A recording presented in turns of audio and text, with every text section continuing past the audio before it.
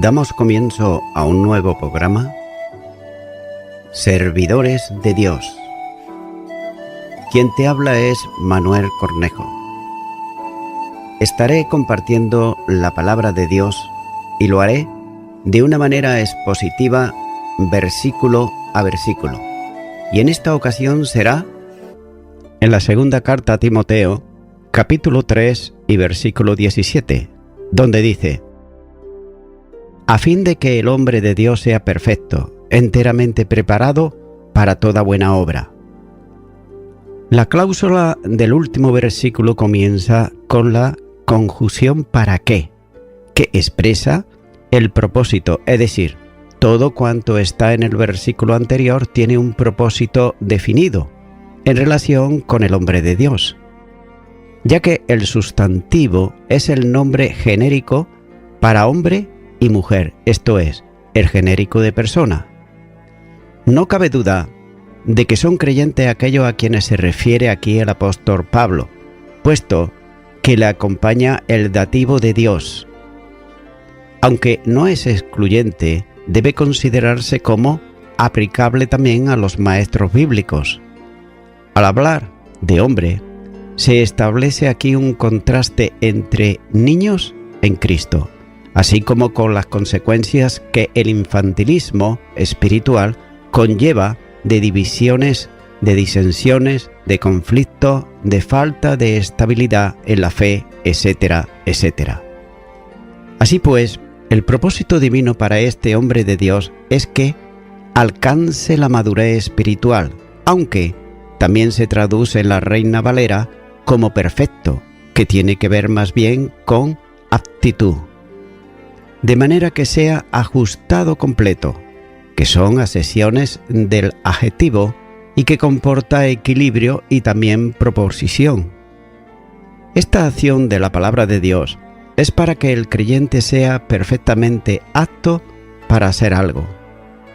Además, que esté enteramente preparado, ya que el verbo se usa para referirse al equipamiento completo de un navío que está dispuesto para hacerse a la mar. Y la Escritura coloca al creyente en el camino de toda buena obra. También es interesante notar que no se utiliza plural, obras, sino el singular, una obra. La vida cristiana no consiste en hacer obras, sino en un estilo de obrar, es decir, de conducirse. Ya que Dios preparó estas obras no para ser hechas, sino para andar en ellas, como así enseña Efesios capítulo 2 y versículo 10. Y Pablo ahora habla de preparado para toda buena obra, que equivale al andar en ellas de la epístola a los Efesios, puesto que todo implica la totalidad de las buenas obras que manifiestan el testimonio cristiano y la vida de la fe, consecuente con el nuevo nacimiento. El objetivo para el tiempo actual es sumamente claro, cuando dice para toda buena obra. Esa es la manera de seguir, no solo la enseñanza del Maestro, sino también sus pisadas, ya que él anduvo haciendo bienes, como dice Hechos de los Apóstoles capítulo 10 y versículo 38. Por tanto, la finalidad que Dios tiene con el nuevo nacimiento o la nueva creación en Cristo Jesús no puede ser otra. Y es preciso entender aquí que Dios no nos salva por obras, como el apóstol enseña, pero nos salva para obras. Note que la fe produce obras, que ponen de manifiesto la realidad de esa obra, ya que una fe teórica que no produce efecto es una fe muerta. Santiago 2 y versículo 17. De modo que como salvos por gracia, mediante la fe el creyente está en el camino de la vinculación con Cristo, en el camino de la ejecución del buen obrar, equivalente a toda buena obra. Note que es una unión vital en Cristo. No solo el creyente está capacitado en él para hacer buenas obras, sino que Jesucristo se convierte también en el ejemplo a seguir en la senda del buen obrar. La primera carta de Pedro, capítulo 2 y versículo 21, dice: Pues para esto fuisteis llamados, porque también Cristo padeció por nosotros, dejándonos ejemplo, para que sigáis sus pisadas. Continúa ahora con el capítulo 4 y versículo 1, donde dice: Te encarezco delante de Dios y del Señor Jesucristo, que juzgará a los vivos y a los muertos en su manifestación y en su reino. La responsabilidad que Timoteo había contraído de prolongar indefinidamente durante todo su ministerio. Note que este compromiso se establece delante de Dios y también del Señor Jesucristo, como testigo de su fidelidad. Jesucristo aparece nuevamente en un plano de igualdad con el Padre, ya que no hay ningún tipo de inferioridad entre las personas divinas en el seno trinitario.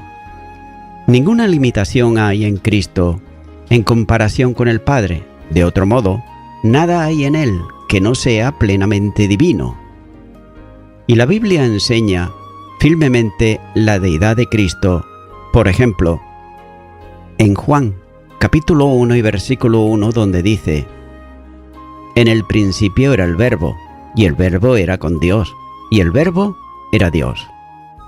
Y también nos lo dice en Colosenses, capítulo 2 y versículo 9, donde dice: Porque en Él habita corporalmente toda la plenitud de la deidad. Y por supuesto también en la primera carta de Juan, capítulo 5 y versículo 20, donde dice: Pero sabemos que el Hijo de Dios ha venido y nos ha dado entendimiento para conocer al que es verdadero, y estamos en el verdadero, en su Hijo Jesucristo. Este es el verdadero Dios y la vida eterna. Una de las misiones de Jesucristo es la de juzgar. Y Pablo utiliza aquí dos verbos en la construcción de la oración. Primeramente usa el verbo que expresa la idea de estar a punto de hacer algo. Y en segundo lugar, el verbo que significa juzgar. Y note que la idea es que Cristo está preparado para juzgar en el sentido de ser el juez designado para hacerlo. Entonces, Él es el juez designado por el Padre, quien le dio la potestad única para juzgar. Y note que es un obrar a través del Hijo. El Padre no juzga, sino que el juicio se lo ha entregado a su Hijo. El juicio divino corresponde como prerrogativa común a las tres personas divinas. Y es evidente que a lo largo de la palabra se aprecia como el juicio de Dios se vincula bien al Padre o al Hijo y también al Espíritu. El hecho de que se le atribuya aquí al Hijo es la consecuencia natural de ser la palabra personal del Padre, como el Verbo de Dios, como así enseña Juan capítulo 1 y versículo 1, donde dice que en el principio era el Verbo, y el Verbo era con Dios, y el Verbo era Dios. Como corresponde a esto, conoce y juzga todas las cosas, por cuanto no es instrumento judicial de Dios, sino juez y juicio vivo. Por tanto, siendo el Hijo heredador de la vida eterna, y quien reconcilia con Dios a la humanidad, como así enseña la segunda carta a los Corintios, capítulo 5 y versículo 19, donde dice que Dios estaba en Cristo reconciliando consigo al mundo, no tomándole en cuenta a los hombres sus pecados, y nos encargó a nosotros la palabra de la reconciliación. Así pues, es también en el Hijo en quien juzga y condena a los que no creen. El Evangelio de Juan, capítulo 8 y versículo 24 dice: Por eso os dije que moriréis en vuestros pecados, porque si no creéis que yo soy, en vuestros pecados moriréis. Y de igual modo, el Padre no juzga para condenar, porque Él quiere que todos sean salvos. Juan, capítulo 3 y los versículos 16 al 17 dice: Porque de tal manera amó Dios al mundo, que ha dado a su Hijo unigénito, para que todo aquel que en él cree no se pierda, mas tenga vida eterna. Porque no envió Dios a su Hijo al mundo para condenar al mundo, sino para que el mundo sea salvo por él. Por tanto, Él quiere que todos los hombres vengan al conocimiento de la verdad, como enseña la primera carta de Timoteo, capítulo 2 y versículo 4, donde dice: el cual quiere que todos los hombres sean salvos y vengan al conocimiento de la verdad. El que se condena es aquel que rehúsa creer. Juan, capítulo 3, versículo 18 dice: en el nombre del unigénito Hijo de Dios. Y note que estos serán expuestos a la ira del Cordero. En Apocalipsis, capítulo 6 y los versículos 16 al 17, donde dicen: y decían a los montes y a las peñas: caed sobre nosotros y escondednos del rostro de aquel que está sentado sobre el trono y de la ira del Cordero, porque el gran día de su ira ha llegado, ¿y quién podrá sostenerse en pie? De otro modo, todo aquel que es salvo está escrito en el libro de la vida del Cordero, como también enseña Apocalipsis, capítulo 13 y versículo 8, donde dice: y la adoraron todos los moradores de la tierra, cuyos nombres no estaban escritos en el libro de la vida del Cordero, que fue inmolado desde el principio del mundo. En conclusión, Jesús es el Salvador del mundo. Ha sido enviado para buscar y salvar al que estaba perdido, como enseña el Evangelio de Lucas, capítulo 19, versículo 10. Por tanto, no vino con la misión judicial, que condenaría al mundo, sino para que el mundo sea salvo por él, como he leído en Juan capítulo 3, versículo 17. Ahora bien, la justicia divina demanda la condenación para todo aquel que no cree. Juan capítulo 3, versículo 18. Y para esto, la ira de Dios está sobre ellos, porque al rehusar creer en el Hijo, no alcanzarán la vida, sino todo lo contrario. La ira de Dios está sobre los tales. Juan capítulo 3, versículo 36 dice: el que cree en el Hijo tiene vida eterna, pero el que rehúsa creer en el Hijo no verá la vida, sino que la ira de Dios está sobre él. Este dar todo juicio al Hijo no es asunto de concesión, sino de donación a causa de que es engendrado del Padre, recibiendo todo de él en entrega plena. Por tanto, el Señor juzgará a vivos y a muertos. Los que vivan comparecerán ante su trono, así como todos los que hayan muerto serán llamados a juicio final de los tiempos, como señala en Apocalipsis capítulo 20 y los versículos 11 al 15. Pero debe de tenerse en cuenta que no se trata de salvos, sino de perdidos.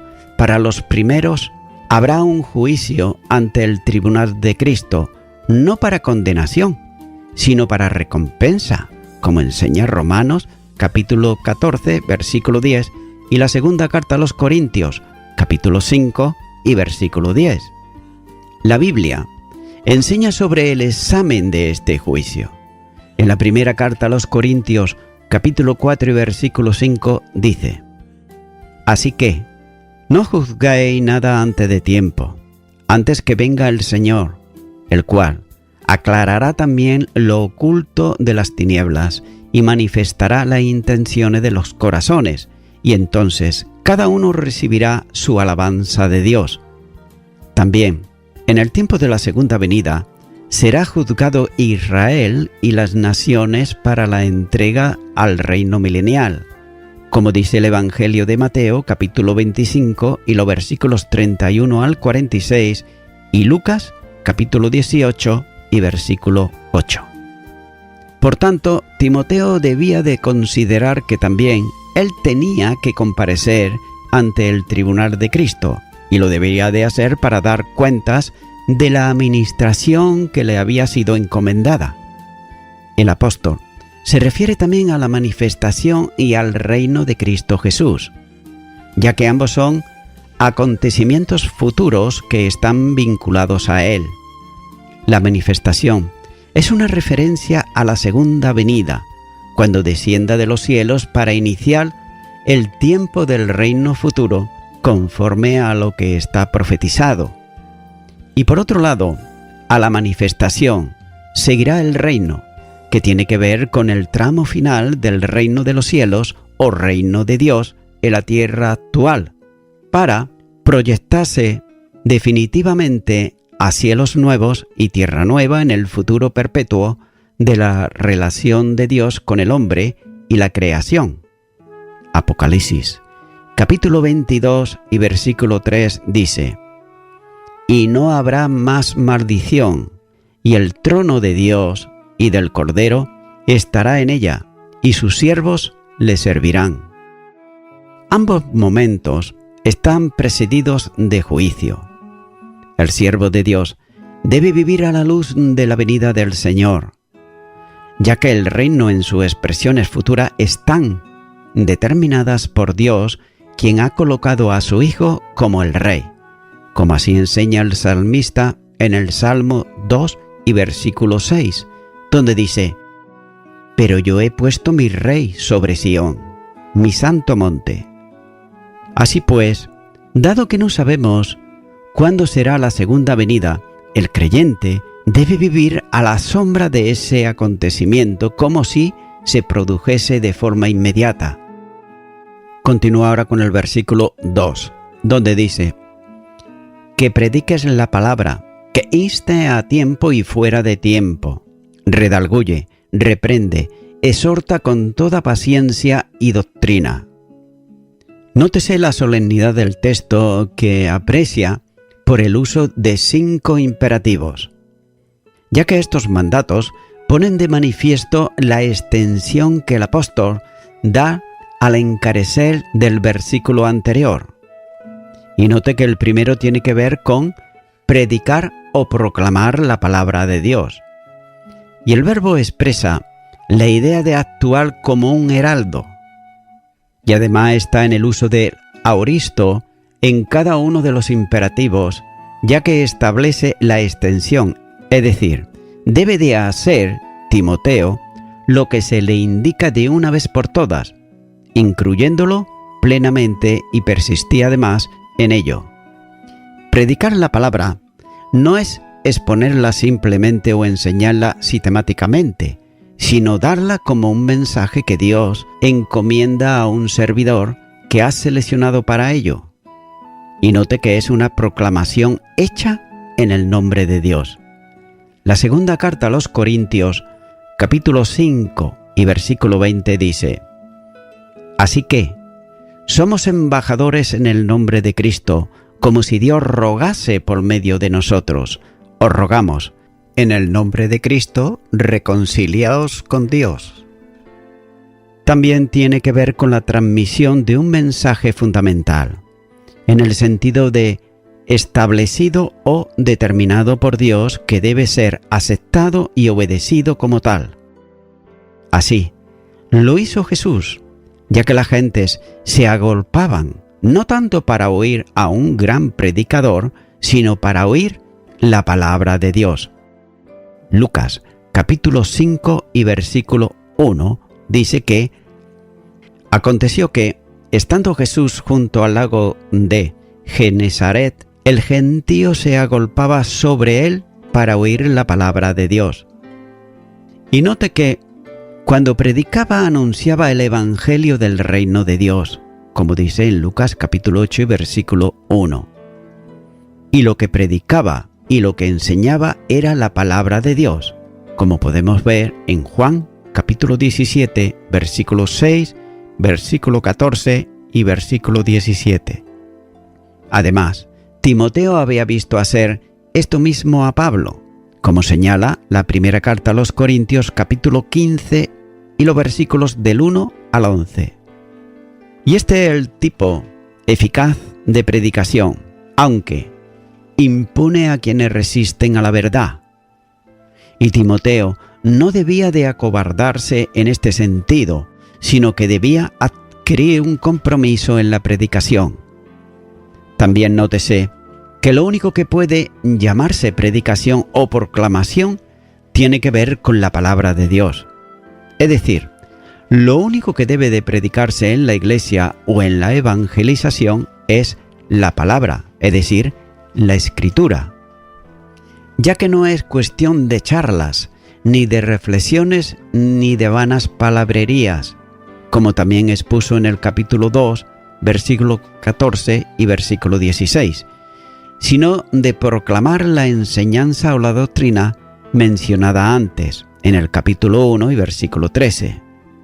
El buen depósito que Dios da para ministrarlo también a otros, como enseña el versículo 14. Por tanto, la iglesia no está para ser entretenida, sino para ser instruida.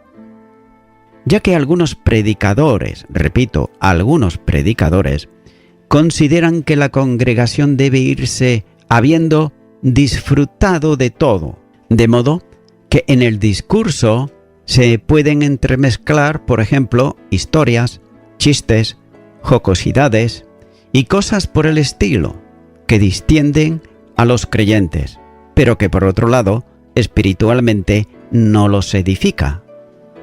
Como el gran predicador Spurgeon dijo: vendrán días en el que en lugar de un pastor enseñando ovejas, habrá un payaso entreteniendo cabras. También pudiera parecer, tal vez, un tanto fuerte la frase, pero es una triste realidad que se repite cada vez más, ya que la enseñanza de la palabra está siendo reducida a la mínima expresión, mientras que por otro lado progresan en la misma medida otras cosas que aún siendo aptas para el culto no son en modo alguno sustitutivas de la exposición bíblica, ya que hay una corriente actual que trata de fundamentar el culto en la alabanza de los creyentes, enseñando una media verdad, que no deja de ser una mentira, que la alabanza es el trono sobre el que Dios se manifiesta, presencia en el culto, privándose que la alabanza no es otra cosa que la respuesta del pueblo a la voz de Dios.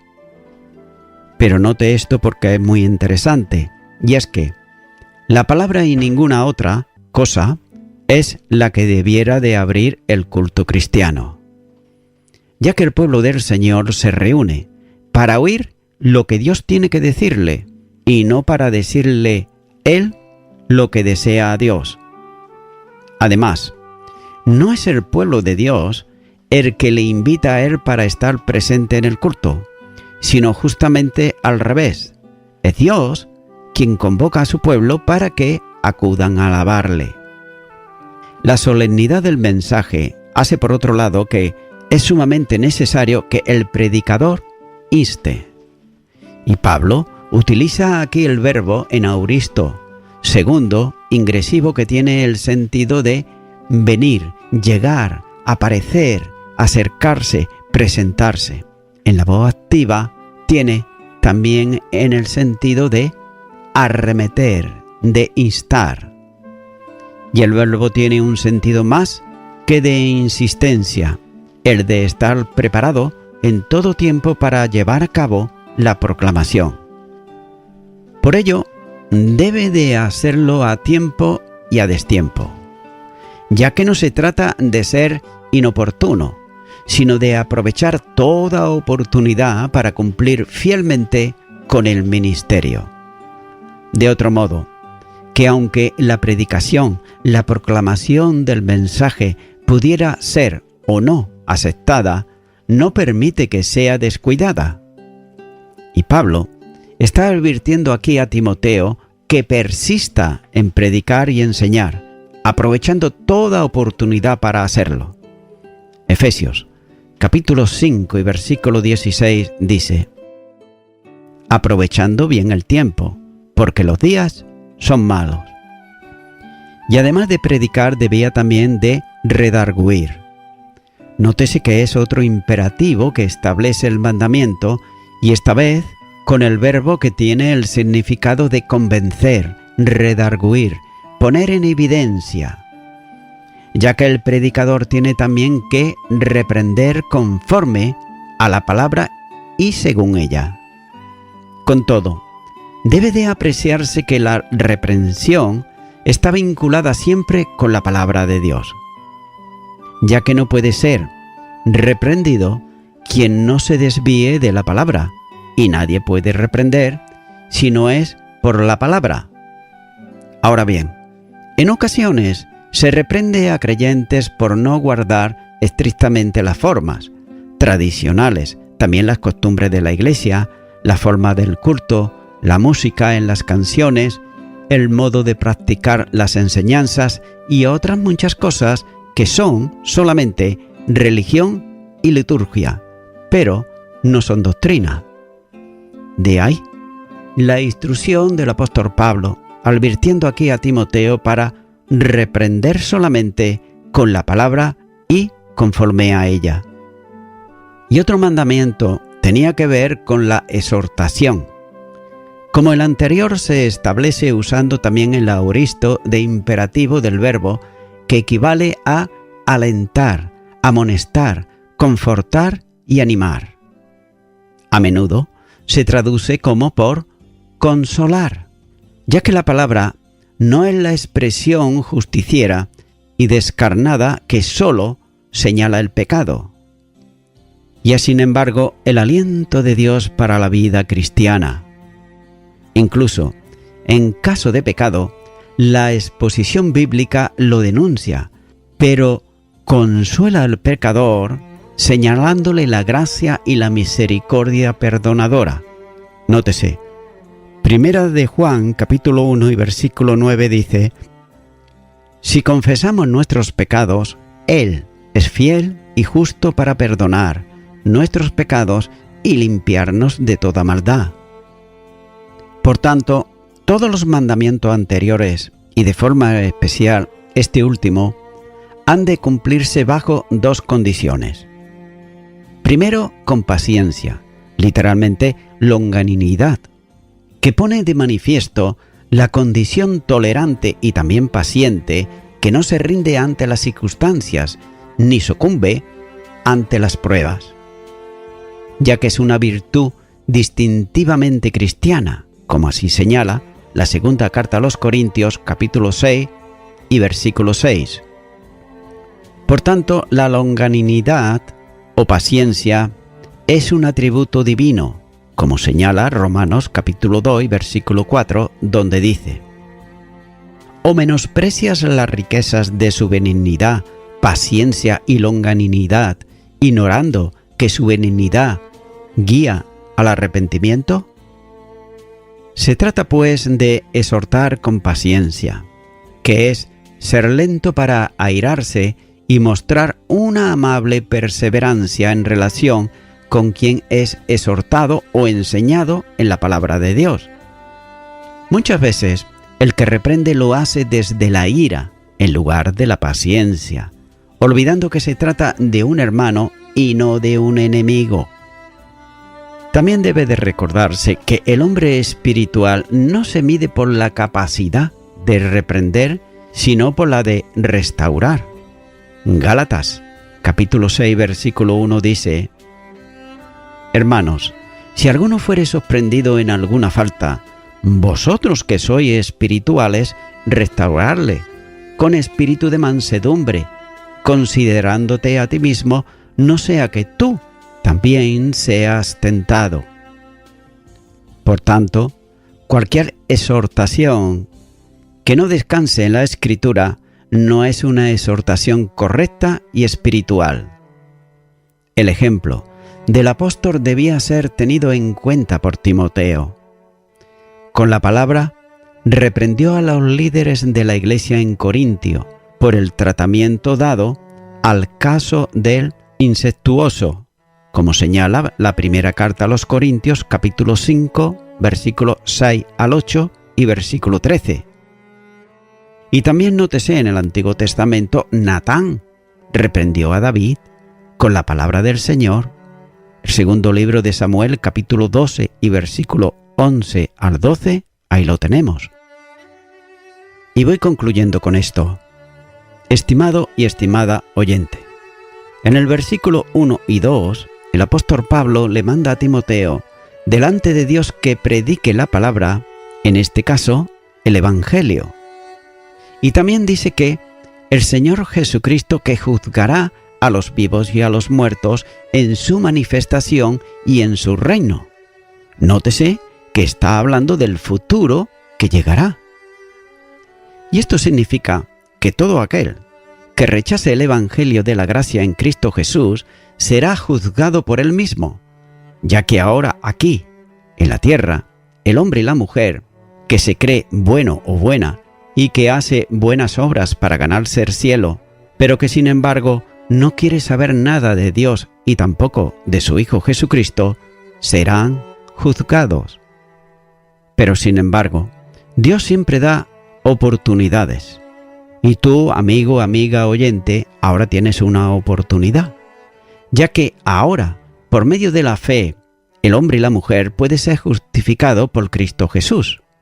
La misma palabra de Dios enseña en Romanos, capítulo 5 y versículo 1 dice: justificados pues por la fe, tenemos paz para con Dios por medio de nuestro Señor Jesucristo. Es por eso que mi amigo, mi amiga oyente, yo te animo ahora a que tú puedas hacer una oración de fe conmigo para recibir a Cristo en tu corazón. Y cuando llegue ese día, si tú has vivido conforme a su palabra, no serás juzgado, sino que ahora ya puedes ser justificado en Cristo Jesús delante de Dios. Por ello, ora conmigo y repite esta oración. Señor Jesús, mi vida no es una vida como a ti te agrada. He cometido muchos pecados y he hecho cosas que no son buenas. Por ello te pido perdón por todos mis pecados y me arrepiento de ellos. Y te recibo a ti, Jesucristo, como mi único y mi suficiente Salvador, en el nombre de Jesús. Amén.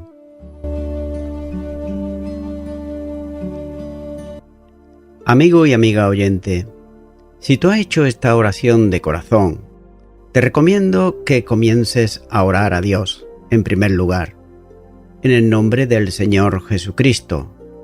Orar a Dios no es rezar, sino que es hablar con una persona. También te recomiendo que leas la palabra de Dios y lo hagas a diario. Comienza, por ejemplo, con el Nuevo Testamento. Y también, por último, te recomiendo que para que puedas crecer espiritualmente, te congregues en una iglesia cristiano-evangélica, donde se predique, se enseñe y se practique la sana doctrina y la palabra de Dios. Congrégate ahí y con el tiempo podrás crecer espiritualmente y también servir al Señor Jesucristo. Que Dios te bendiga. Y a toda la audiencia, nuevamente ya me estoy despidiendo de todos ustedes y será hasta el próximo programa. Que Dios os bendiga a todos.